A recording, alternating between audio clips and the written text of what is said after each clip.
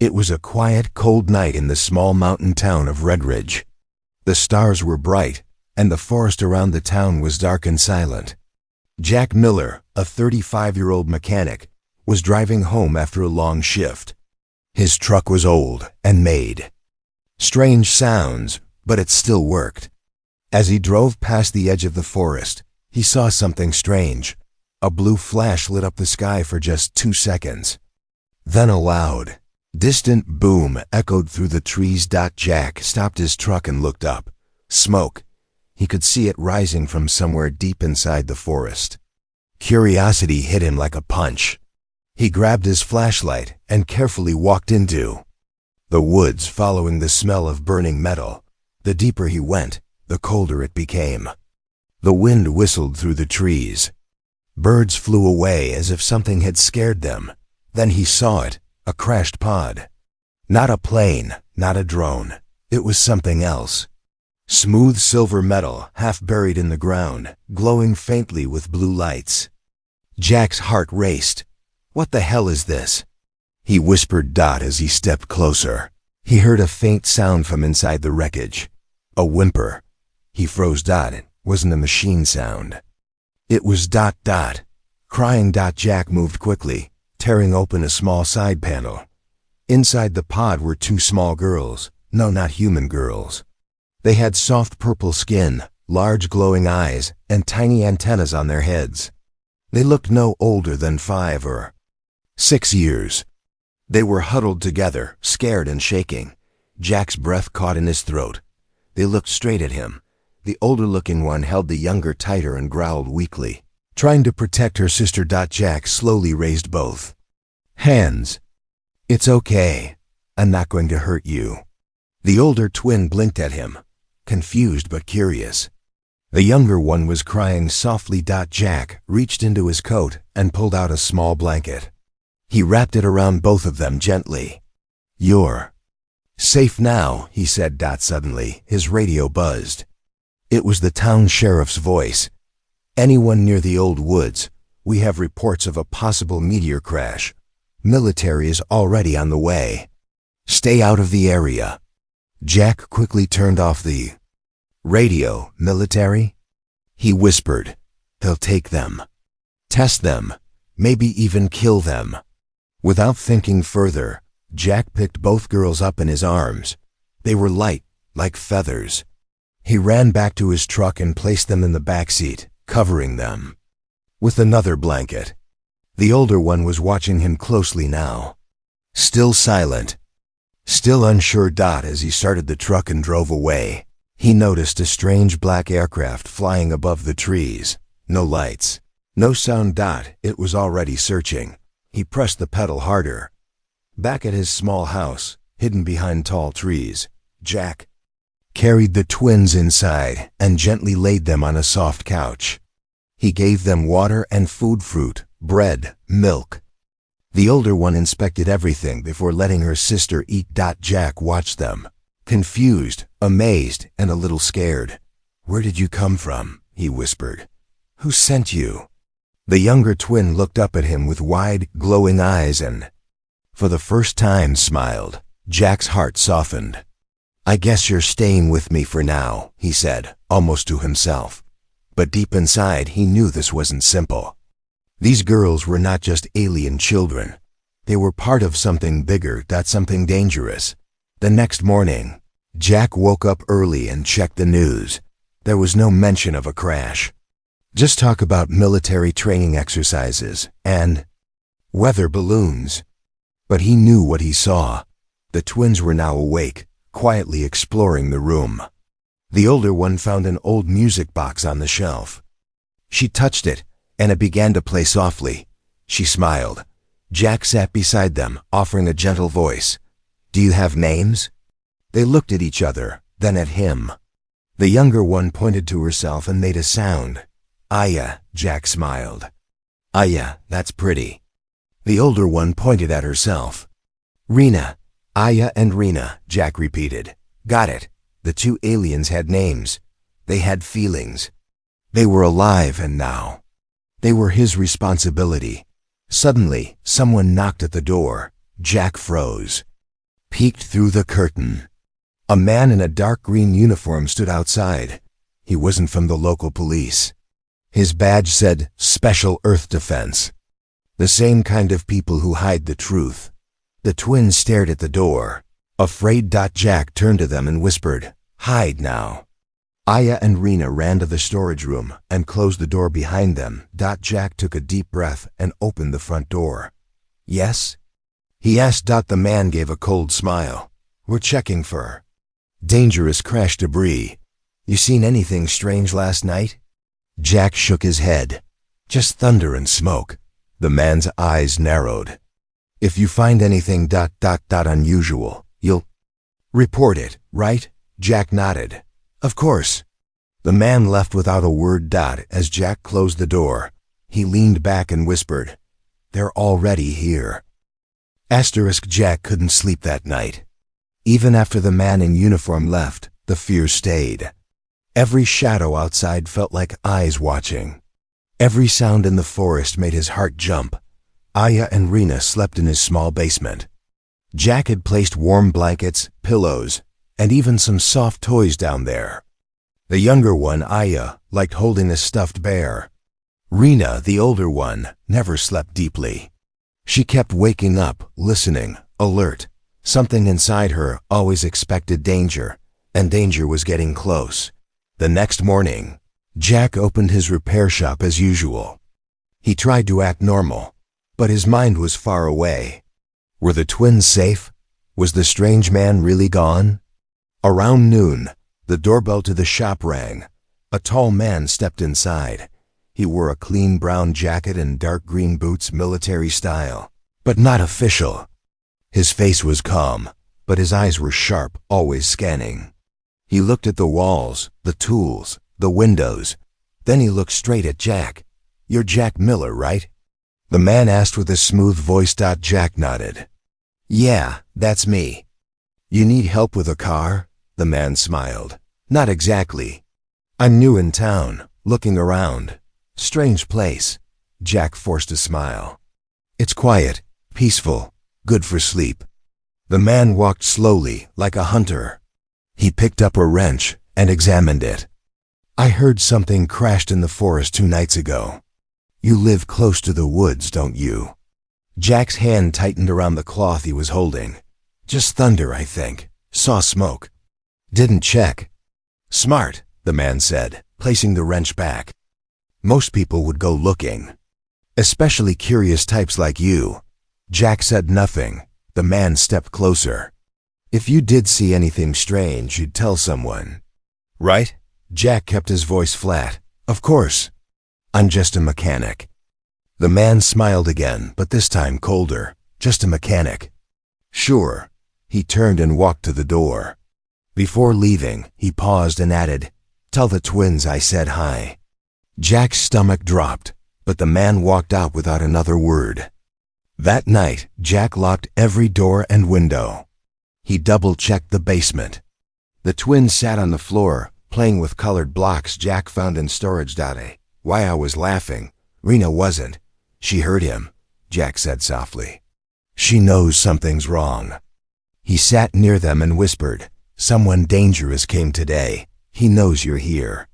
Rena looked up and pointed to Jack's chest, then touched her own heart.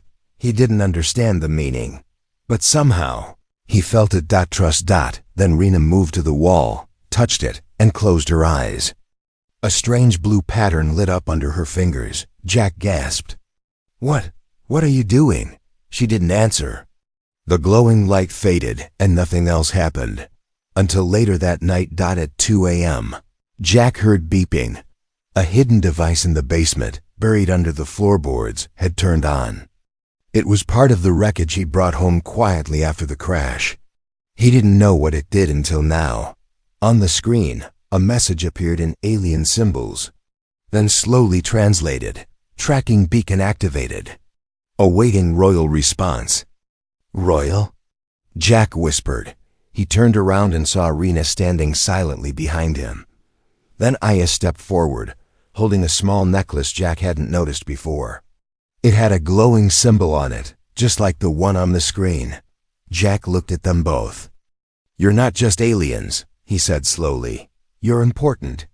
Rena nodded. The next morning, Jack went into town.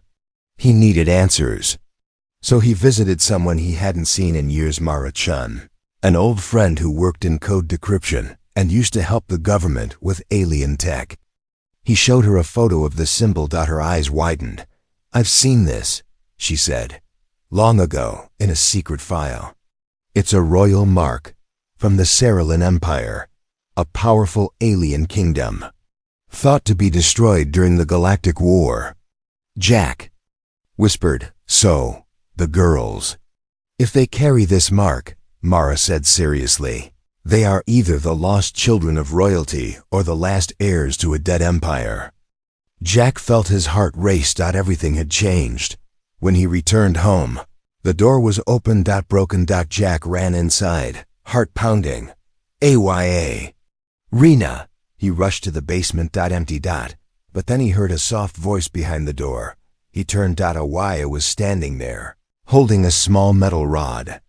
It glowed and pulsed. Behind her, the man in the brown jacket stood, frozen, eyes wide. He was shaking, as if trapped in some invisible field. Jack grabbed Aya and pulled her close. "What did you do?"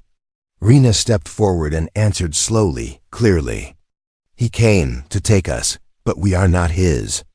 It was the first time she had spoken full English. Jack stared at her. "You can speak?" She nodded. "We were hiding. Now we fight."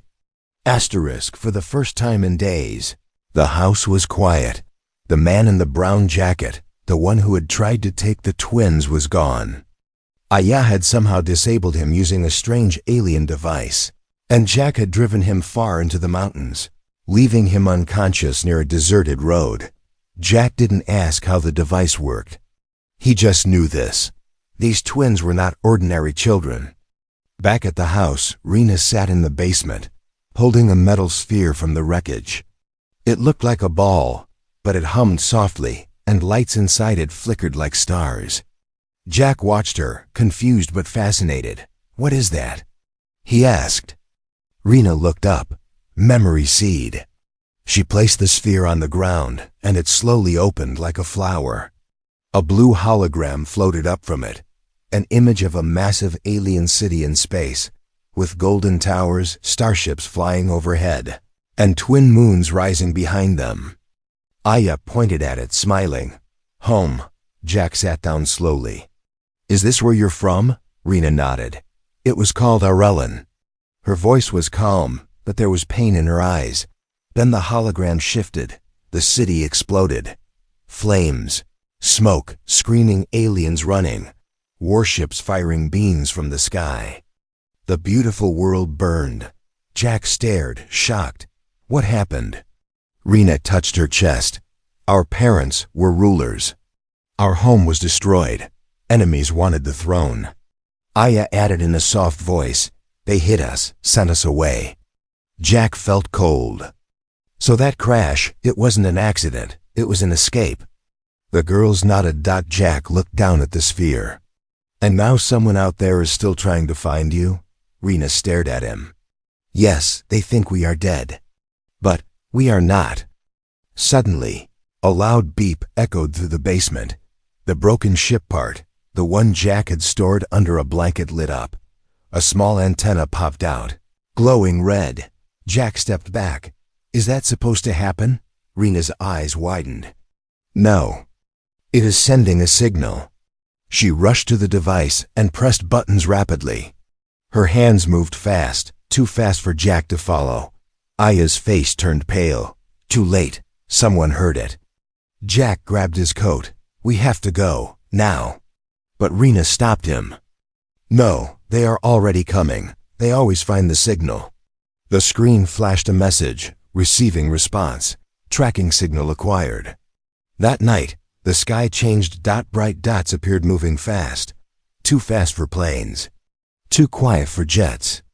At least 3 ships were circling above the clouds, invisible to most. But not to Rena. "They are looking for us," she said, watching from the attic window. Jack felt his heart pound. "What do they want?" "Control," Rena said. "If they catch us, They will use us. We are royal blood. Jack clenched his fists. Not if I can help it. Aya walked over and held his hand. You protect us, she said softly. Jack looked down at her glowing eyes. I promised. And I will. The next day, Jack took them deep into the forest to an old cabin that once belonged to his grandfather. It had no internet, no power grid. Just a fireplace, water pump, and wooden walls. Safe, for now. But as the sun went down, Jack noticed something strange. The twins were acting different. Rena was drawing symbols on the wooden floor using chalk from the emergency kit. She drew circles, lines, and stars in patterns that glowed faintly. Aya sat in the middle, her eyes closed. What are you two doing? Jack asked. Calling someone, Rena whispered. Someone good. Jack raised an eyebrow. Wait, what? I thought we were hiding. Aya opened her eyes. We cannot run forever. We must call our own. The floor began to hum. Jack stepped back as a warm breeze filled the room, though no windows were open. Above the drawing, a small blue light appeared. It hovered, pulsing like a heartbeat. Bennett spoke in a gentle, musical voice. Royal signal confirmed. Awaiting identity key. Rena placed her hand into the light. The cabin shook slightly. Jack grabbed the wall to keep his balance. Welcome, heirs of Aurelin. Emergency beacon activated. Aya and Rena looked at Jack. Rena said, Now our people will know we live. Jack blinked. Your people, you mean? Someone survived? Rena smiled for the first time in days. Yes, scattered, lost, but loyal. They will come. Jack stepped outside the cabin, staring up at the stars. For the first time, he realized this wasn't just about hiding. This was a royal return. But with their enemies in the sky already hunting them, would help arrive in time? The sun rose slowly behind the trees, painting the old forest cabin in golden light. But Jack didn't feel peace. He stood outside, watching the sky. Too quiet. The stars were gone now, but last night, strange ships had circled above, silent, invisible, deadly. Inside the cabin, Aya and Rena sat quietly near the fireplace. They hadn't spoken much since they activated the signal. Jack could tell something had changed. They weren't scared anymore. They were waiting. That morning, Jack decided to check their health. He still wasn't sure how long they could survive on Earth food. So he took out a basic medical scanner, an old device he used for scanning radiation in damaged engines. It wasn't perfect, but it showed energy levels, body heat, and unusual readings. He scanned Aya first. Her energy levels were high, almost glowing. But nothing dangerous. Then he scanned Rena. The screen blinked. Foreign biosignature detected. Encrypted genetic pattern. Active. Jack stared. What the hell? He turned to Rena. You have something inside you, a pattern, like a code. Rena looked calm. Yes, it is the royal mark. Jack blinked. Royal mark? Rena stood and walked to a mirror. She pulled down her collar, revealing her shoulder. There, under her skin, glowing faintly, was a star-shaped symbol with a spiral in the center. It pulsed with soft blue light. Aya stood up and showed her shoulder to same mark. Only heirs have this, Rena said. It is hidden until we unlock it, Jack whispered. How did you unlock it? Rena touched her heart. When you saved us. When you cared. Later that day, Jack took the girls into town in his old truck. He needed supplies, food, water, and fuel. He told them to hide under a blanket in the backseat. But Redridge wasn't normal anymore. There were strangers everywhere. Unmarked vans, soldiers in civilian clothes. Drones flying too low. Jack parked near a small grocery store and told the girls, stay hidden, no matter what. Inside, he moved quickly through the aisles. As he reached for a bottle of water, someone touched his shoulder. A woman with silver hair and glowing earrings. She smiled politely. You Jack Miller? Jack's body tensed. Who's asking? She leaned closer. We're not here to hurt the children. We're here to protect them, Jack blinked. What are you talking about? She pulled back her jacket sleeve. On her arm, glowing softly, was the same royal mark. Jack rushed out of the store. He jumped into his truck, locked the doors, and started the engine. Aya peeked from under the blanket. Bad people? Jack shook his head. I don't know yet. But Rena was already sitting up. She looked through the back window. She's one of us, she said. She is from the Royal Guard. Jack slammed the brakes. What? Why didn't you tell me? She wore the wrong colors, Rena answered. But the mark is true. That evening, the silver-haired woman came to the forest cabin. Jack stood at the door with a wrench in his hand, ready to fight. But Aya opened the door first. The woman knelt and placed her hand over her chest. Princesses Aya and Rena of House Arellen. I am Commander Salai. I served your mother. Aya stepped forward and hugged her. Rena looked cautious, but after a long moment, she gave a small nod. Jack lowered his wrench.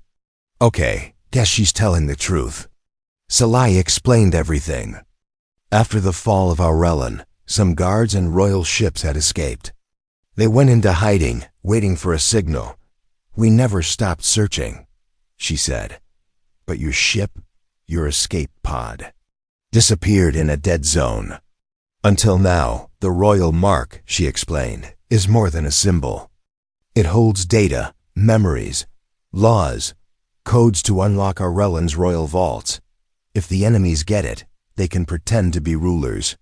Jack asked, so what do they want the twins for?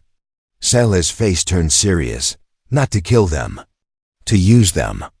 To control the Empire through their blood. Rena's hands shook slightly. They will not use us. Aya added, we will choose our path. That night, a storm rolled across the forest. Thunder cracked and wind howled through the trees.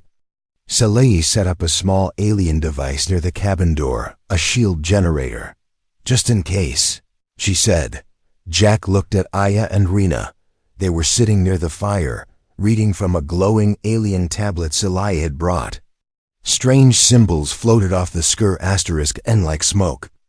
For the first time, Jack realized they didn't look like lost kids anymore. They looked like something greater. Like queens in the making, but far above. In the black sky beyond the clouds, a dark ship hovered silently. Inside, a figure in red armor watched a glowing screen. On it, the faces of Aya and Rena appeared. A deep voice said, we found them, and the hunt began again.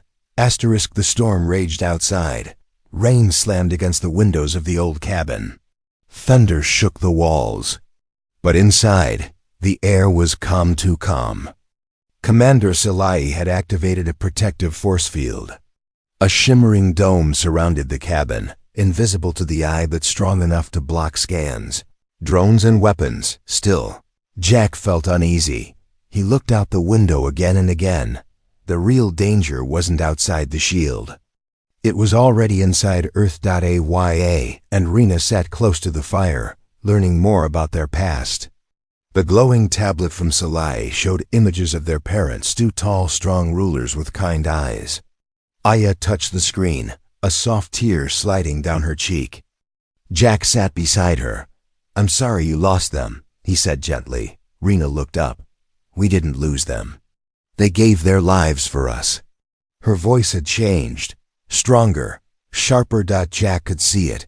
Rena was becoming a leader. Later that night, Jack stepped outside to check the power generator Salai had placed in the trees.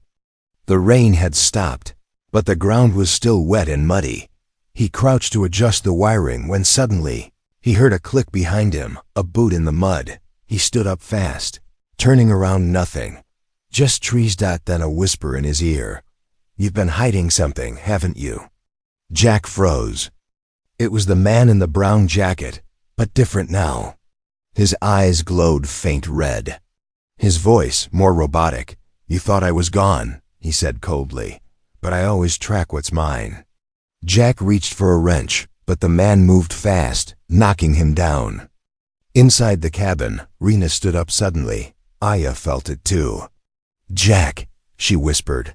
Salai rushed to the door, but the shield was already flickering. "Something's jamming it." She yelled. Outside, Jack struggled in the mud. The man, now revealed to be a cyber-enhanced bounty hunter, held a long metallic staff. It sparked with energy. "I don't need both of them," the hunter said. "Just one royal blood sample. Just one heir. And the price will be history." But as he lifted the weapon, a bright blue blast struck him from behind. Salai stood near the cabin, weapon drawn, eyes blazing. "You're trespassing on royal ground," she said. The hunter turned and smirked. "Perfect. Now I'll take you too." A brutal fight broke out. Salai's alien weapon fired energy bolts as the hunter flipped and dodged, launching electric traps. Trees exploded. Fire lit up the forest. Inside, Rena grabbed the glowing royal tablet and handed it to Aya. "Keep it safe," she whispered. Aya nodded, but before she could move, a drone smashed through the back window. It scanned the room, locked onto the girls, and fired a stasis pulse. Aya fell, frozen in a blue light. Rena screamed. She stood in front of her sister, arms spread. "Leave her alone." The drone fired again, but this time, the royal mark on Rena's skin lit up like fire. A glowing shield surrounded her, and the blast bounced back, destroying the drone. Jack stumbled back into the house, bruised, bleeding. "She's not a kid anymore," he whispered, staring at Rena. "She's a weapon." Salai forced the bounty hunter to retreat, but he escaped into the night, leaving behind a warning: "You can run. But every empire has traitors, and I already found one." Back in the cabin, the twins regrouped. Aya slowly recovered from the stasis pulse, her breathing shaky. Salai knelt beside them. "There's something you must know," she said. "A spy is on Earth. Someone who once served your family, but betrayed them. He's working with the bounty hunters." Jack asked, "Do you know who?" Salai hesitated.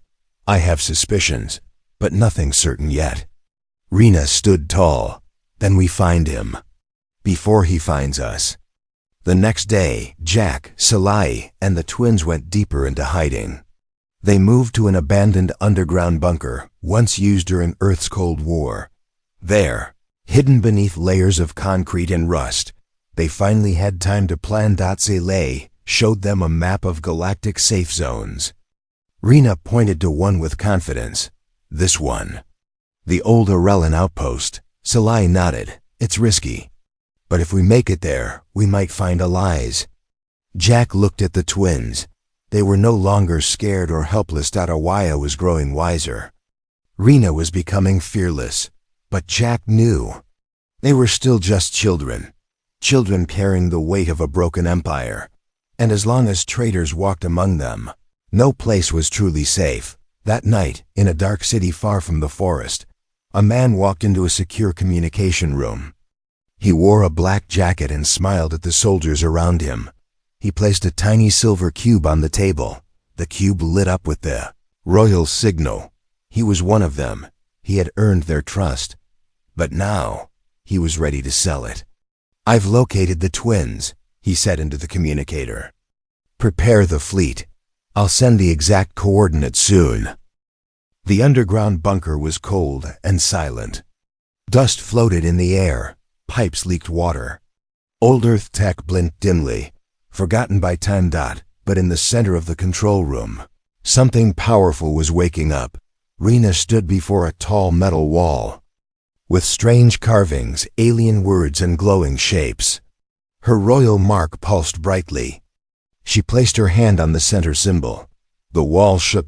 With a deep humming sound. It opened. Behind it, a hidden room filled with ancient alien tech. Weapons, maps, and one large object covered in a silver cloth. Salai stepped forward. Her voice trembled. "I didn't believe the old stories were true." Jack pulled the cloth away and gasped. A royal ship, sleek, black, etched with golden patterns. It looked alive, as if it had been sleeping for years. Aya whispered, "It was waiting for us." They worked for hours, cleaning, repairing, Charging. Jack helped with human tools. Salai activated forgotten codes. Rena and Aya spoke in their ancient tongue, unlocking functions Jack couldn't even understand. The ship slowly came to life. Its engine purred like a deep heartbeat. Its lights glowed like stars. Finally, the ship's system spoke. Heirs confirmed. Bloodline authentic. Welcome home. The screen inside showed something new. A route through the Galaxy Strait to the Aurelian outpost. Once a royal command base, now lost in deep space. Salai looked at the map. If that outpost still stands, your people may still be alive. Jack turned to the twins. Are you sure about this? Rena nodded. We can't run anymore. This is our fight. Aya added. We must find our people. Then stop the traitors. The ship's engine flared, shaking the entire bunker. Jack took a deep breath. Then let's go. The launch was silent. The ship rose through the Earth's atmosphere, cloaked and unseen. Clouds parted. The stars returned. Inside, Jack stared out the window. Earth shrank behind them. Ahead, only darkness and unknown. He glanced at the two girls beside him. They were no longer frightened orphans. They were princesses on a mission. 3 days passed in deep space. The ship moved fast, through ancient jump gates once used by the Aurelian royal fleet. Each time they jumped, Rena felt stronger, as if the stars themselves welcomed her back. But on the 4th day, an alarm sounded. Tracking beacon detected. Unknown ships approaching. Jack looked at the radar. We're being followed. Salai gritted her teeth. They must have traced the traitor's signal. We need to reach the outpost fast. But before they could jump again, a fleet appeared. 5 warships. All painted black and red. Rena stared at the screen. They are wearing our colors, but they are not ours. Aya said softly. They stole everything. The enemy ships hailed them. A face appeared on the screen, a man with golden eyes and silver hair. He smiled politely. Rena, Aya, so glad to see you alive. Rena narrowed her eyes. You betrayed our parents. The man bowed his head. Your parents were weak, peaceful. The galaxy needs stronger rulers. Jack muttered. Here we go again. The man continued. Give us the ship, give us the mark, and I'll let you live. Rena stepped forward, raising her chin. No, this ship belongs to our family, and our throne is not for thieves. The man's smile faded. So be it. The screen cut off. A space battle began. Enemy ships fired energy beams, surrounding them. Jack took control of the defense system, firing back. Sully launched counter-dash missiles. Aya helped stabilize the shields. But Rena, she sat in the command seat. Her hands glowed. The ship responded to her thoughts. With a sharp hum, the royal ship spun and flew with speed no one expected. It dodged beams, slipped through traps, and fired precise counterblasts. The enemies panicked. She's controlling it directly. One shouted through a tapped signal. They awakened the blood core. One by one, the enemy ships were disabled or forced to retreat. Victory. Hours later, the royal ship landed softly on an asteroid that hid the Aurelian outpost, an old station. Shaped like a silver ring, forgotten in records, but still intact. They entered slowly, weapons ready. They found something unexpected. People. Aliens of many races, some in royal uniforms, some in civilian clothes. All shocked to see the twins. One old woman stepped forward. Her eyes filled with tears. By the stars, it's really you. Rena whispered, we came back. A celebration began that night. Lights filled the halls. Music played softly. Food was shared. But in a private chamber, Jack stood quietly, looking out at space. Salai joined him. You helped them get here, she said. Jack smiled. They helped me remember what hope looks like. But even as joy returned to the outpost, far away, The enemy leader stood before a larger ship, one built from stolen royal tech. He placed a hand on the control panel. "Let them celebrate," he said coldly, "because tomorrow we burn their throne." The stars above the Orphan outpost were calmed out inside. The once-forgotten royal station buzzed with life again. Engineers repaired old systems. Families shared stories of the past. And at the center of it all stood two young girls, no longer lost, no longer silent. Rena and Aya, daughters of a fallen empire, heirs to a forgotten throne. Rena stood in the great hall, wearing a robe stitched with the symbol of her bloodline, a spiral within a star. The same mark that once made her a target, now made her a beacon. Beside her, Aya wore a silver band on her arm, symbol of unity. While Rena spoke like a queen, Aya felt like the heart of their people. They were different, but together, they were stronger. Jack stood behind them, still dressed in his old earth clothes, oil on his jacket, and worn boots on his feet. But to everyone in the outpost, he was something more. The man who had found the heirs, protected them, believed in them. Salai, now commander of the revived Aurelian Guard, walked into the chamber, her face pale. "They're coming," she said quietly. Jack stepped forward. "How many?" "Too many." A fleet of warships bigger than before was approaching fast. The traitor commander had returned, now armed with stolen tech and merciless intent. "They want the throne," Salai said. "And they'll burn everything to get it." Rena looked out the window. Her face calmed. Aya touched her shoulder. "We can't run." "No," Rena said. "We fight." Preparations began at once. The outpost's old defense grid sparked to life. Fighters launched. Shields powered up. Hidden weapons beneath asteroid surfaces unlocked after years of silence. The people were ready, but nervous. Until Rena spoke. She stood before them. Voice clear, steady, strong. "You were told the royal family was gone, that the empire was dead, that we were lost forever. But we are here, alive, and we are not children anymore." She paused. "We are Aurelian." A roar echoed through the station. As the enemy fleet entered the system, the battle began. Rena and Aya stayed on the royal ship, now docked at the station's heart. Its energy core connected directly to the outpost. It was no longer just a ship, it was the key. Sally led the fleet outside. Jack stayed in the control room, helping guide defense fire. The enemy's first wave hit hard missiles, plasma, EMP bursts, but Aurelian held, and then came the twist. One of the enemy ships stopped firing. Then another, then a third. On the main screen, a new voice appeared, an old soldier with gray skin and golden eyes. "We thought you were gone," he said to Rena. "We served your parents.